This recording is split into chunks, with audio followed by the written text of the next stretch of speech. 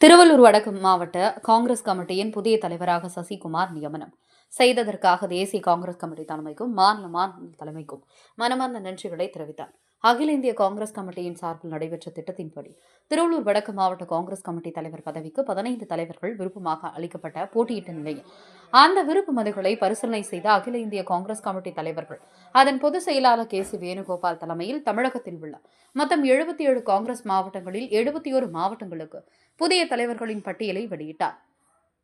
அதில் திருவள்ளூர் வடக்கு மாவட்ட காங்கிரஸ் கமிட்டி தலைவராக சசிகுமார் நியமனம் செய்துள்ளதற்காக அகில இந்திய தேசிய காங்கிரஸ் தலைமைக்கும் மாநில தலைமைக்கும் கட்சி தொண்டர்களுக்கும் அவருடைய மனமார்ந்த நன்றிகளை தெரிவித்தார். பின்னர் செய்தியாளர்களை சந்தித்து பேசிய அவர் 2026 வருகிற சட்டமன்ற தேர்தலில் காங்கிரசின் பேரியக்கத்தின் பலத்தை திருவள்ளூர் வடக்கு மாவட்டத்தில் வலுப்பெற செய்வேன் என உறுதியளித்தார்.